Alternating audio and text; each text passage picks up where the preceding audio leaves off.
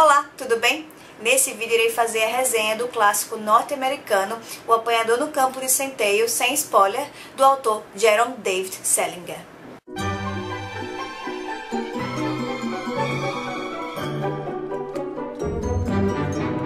O livro O Apanhador no Campo de Centeio, um clássico da literatura norte-americana, foi escrito pelo Salinger e publicado em 51. E esse livro foi inspirado na cantiga infantil do Robert Burns, Se Alguém Encontra Alguém Atravessando um Campo de Centeio.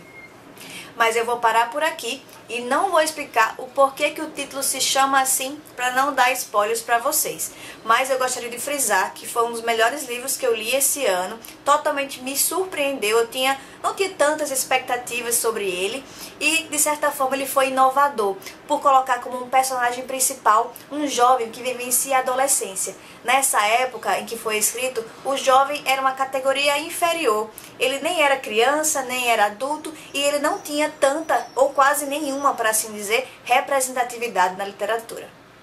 E o nosso protagonista e narrador em primeira pessoa é um adolescente, como eu já citei, e o nome dele é Holden Caulfield. Ele tem 16 anos e ele conta a sua história em um curto período de tempo, que vai desde um sábado à noite até uma segunda-feira meio-dia, depois que ele foi expulso da escola, de novo. Devo confessar que era um livro do qual eu não sabia nada, a não ser que era um clássico da literatura norte-americana, nem sabia que se tratava de adolescência, e esse livro tem um grande tabu por trás dele, que é o fato do assassino do John Lennon se sentar depois do assassinato e ficar lendo o livro e dizer que foi possuído pelo Holden Caulfield. Na verdade, isso é uma grande balela. Esse livro de forma alguma incita a violência. Na verdade, o Holden, ele faz muito mais mal a si mesmo do que aos outros. Então, eu não acredito que esse livro possa influenciar negativamente qualquer pessoa que seja. E aqui eu vou ler para vocês o trecho incrível da abertura do livro O Apanhador no Campo de Centeio, para vocês entenderem um pouquinho quem é Holden Caulfield. Se querem mesmo ouvir o que aconteceu, a primeira coisa que vão querer saber é onde eu nasci, como passei a porcaria da minha infância, o que meus pais faziam antes que eu nascesse e toda essa lenga-lenga tipo David Copperfield. Mas para dizer a verdade, não estou com vontade de falar sobre isso. Em primeiro lugar, esse negócio me chateia. E além disso, meus pais teriam um troço se eu contasse qualquer coisa íntima sobre eles.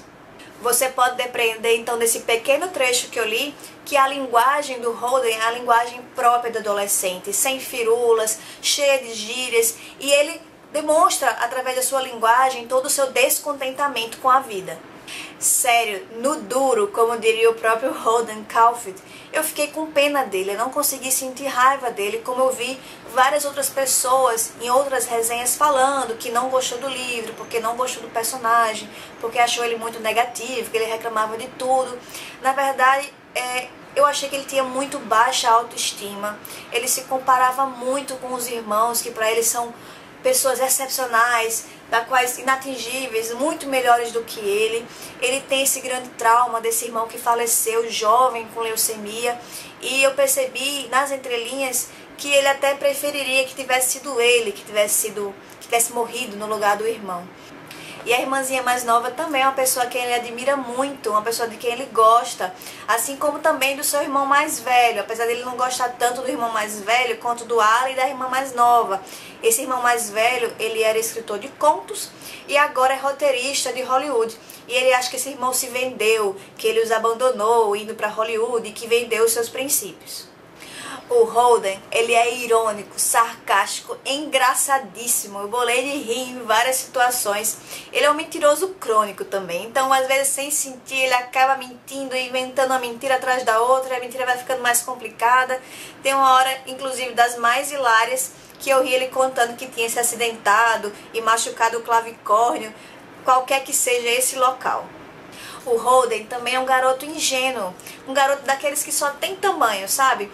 E ele também vive a alienação típica da adolescência. Ele não consegue fazer planos a médio e longo prazo, ele é muito imediatista, impulsivo, impaciente, e ele também vive numa gangorra de sentimentos. Ele vai do ódio pro amor e do amor pro ódio muito rápido. E quantas vezes não nos deparamos com vários Holdens por aí no dia a dia? São adolescentes que pensam em sumir ou que acham que têm superpoderes e nada vai acontecer com eles, que querem aparentar ser mais velhos, mas ao mesmo tempo desprezam a vida adulta, que pensam no hoje e não no amanhã.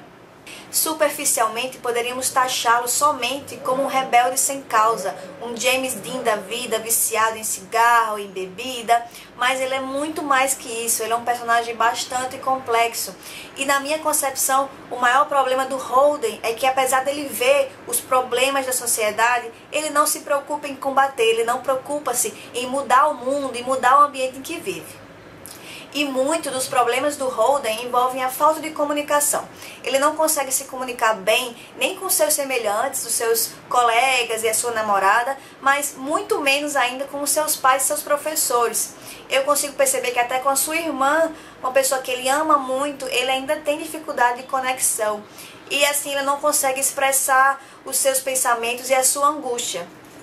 O Holden também é mestre em fazer pré-julgamentos e ele combate a falsidade, apesar de em vários momentos da trama ele também precisar ser falso para poder conviver nessa sociedade que ele odeia. E aqui eu chego a uma conclusão pessoal de que o Holden é uma nova analogia do Peter Pan, aquele garoto que não quer se tornar adulto, aquele garoto que quer continuar vivendo a infância, sem o senso de responsabilidade e sem os deveres da vida adulta. E aqui eu gostaria também de deixar um último comentário, que é porque esse livro, apesar de ter feito muito sucesso, nunca virou filme. Porque que o Salinger, o autor, nunca deixou que fizesse uma adaptação cinematográfica da obra.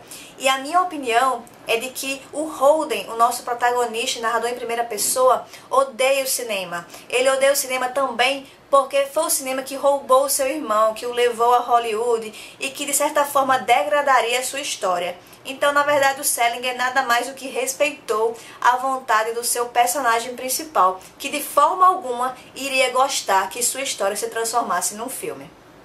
E se você gostou do vídeo, concordando ou não com a minha opinião sobre o livro O Apanhador no Campo de Centeio, coloca aqui o que você achou nos comentários, dá um joinha no vídeo e se inscreve no canal. Obrigada!